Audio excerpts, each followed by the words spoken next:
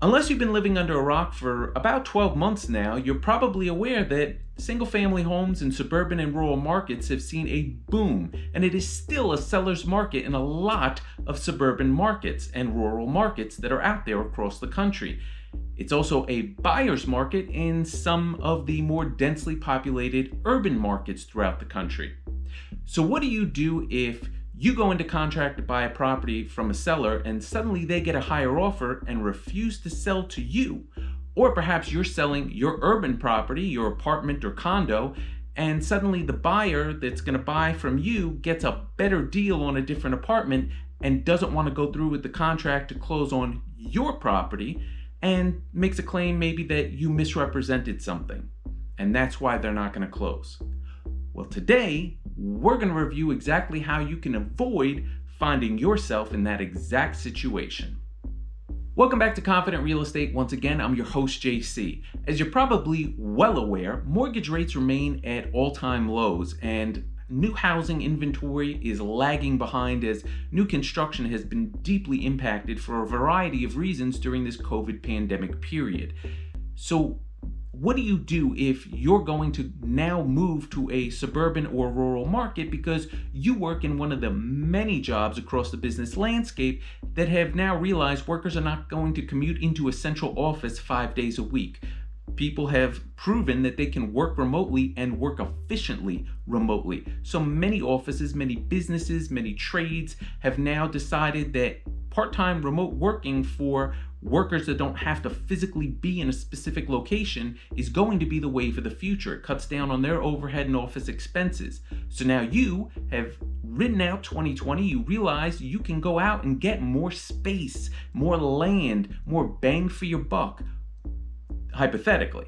Now you got to go find the perfect home. So now you go into suburban and rural markets, you find the perfect home, you make an offer, it gets accepted, you go into contract, and then the seller gets an even better offer than the one you gave them. And even though you're in contract, they now refuse to sell to you because it's a seller's market and the prices are rising day by day. So what do you do?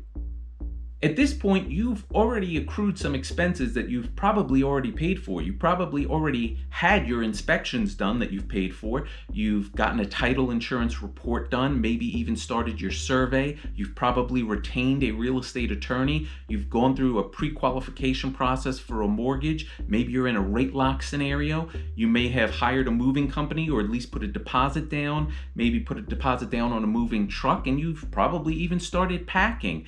At this point, if you're renting, you may have even notified your landlord that you're planning to move out because you're going to buy a home. So now what are you going to do when the seller refuses to sell to you?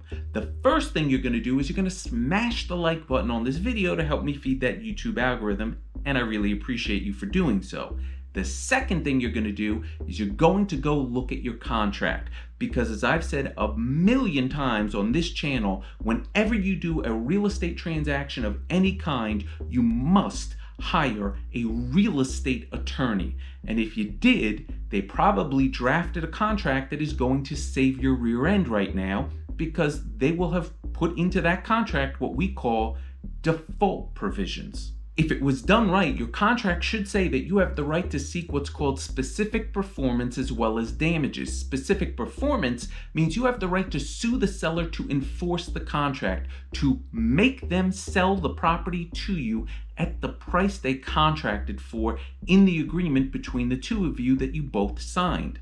In addition, it should say that you have the right to recoup damages for reasonable costs and expenses, as well as the prevailing party having the right to recoup all of their reasonable attorney's fees, which means the seller, if they're just being greedy, would have to pay you back for all of your legal costs and expenses and attorney's fees. They'd have to sell you the property at the price you contracted for in that contract agreement, and they'd be on the hook for reasonable costs and expenses, which could include an extra rate lock period for your mortgage if they didn't close when they were supposed to, maybe some lease penalties because suddenly you couldn't move when you were supposed to and you notified your landlord that you were, and now your landlord hit you with penalties, some extra moving expenses, etc.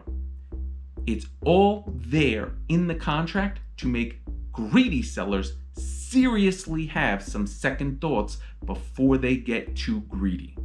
Even if the seller has a legitimate reason for canceling the deal, the very least you should be getting back on top of your down payment being returned to you is also the reasonable out-of-pocket costs that you've already paid for, like your inspections, your title report, and a survey if you've already paid to have one done. Now, not every deal is the same, and while I am a real estate attorney, I am not your real estate attorney. This is a part of the video where I tell you you need to go out and make sure you get a qualified real estate attorney to represent you in any real estate transaction you do, whether it's buying a home for your family to live in or buying an investment property to make you a cash flow and capital appreciation. You have to have a knowledgeable attorney represent you in any transaction that you do. Make sure everything you do is in writing. All material terms of any deal you're involved in should be in a written document signed by both parties, because it is next to impossible to go into court and prove a verbal understanding between two parties. You're going to say one thing and they're going to say the other. Get it in writing. Similarly, if you're selling a property to a purchaser, the contract can be your savior too. Make sure that any major weird issues, material things that are relevant to your property are in the contract, expressly stated, and then add another provision that says the purchaser has made all inspections that they deem necessary prior to entering into this contract, and that they are accepting the property as is in its current condition as of the date they signed this contract. It's going to be very hard for them to come back later and say they didn't do their inspections and they didn't know about something that a reasonable inspection would have shown them and clued them into. The most important takeaway of this video is please don't let the threat of a lawsuit scare you, because overall, actual filed lawsuits are pretty rare. People either settle or make threats about a lawsuit and never actually file them because they look at the contract and have a change of heart, especially when they realize how much a lawsuit's going to cost them to carry out and they're not 100% confident in their position. So don't let a lawsuit threat scare you away from a home you want to buy for your family or a potential investment deal.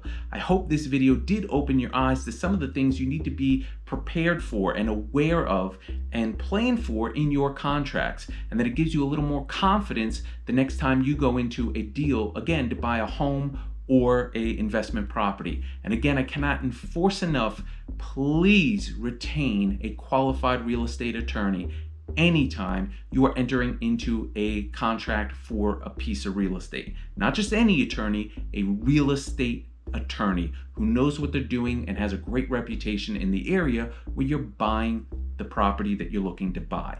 Once again, I appreciate it that you made it all the way to the end of the video. If you haven't hit the like button already, please do so now. And again, if you're not part of our Confident Real Estate family yet, please consider hitting that subscribe button down there as well. It's the big red one that says subscribe. As always, I appreciate you watching. Until next time.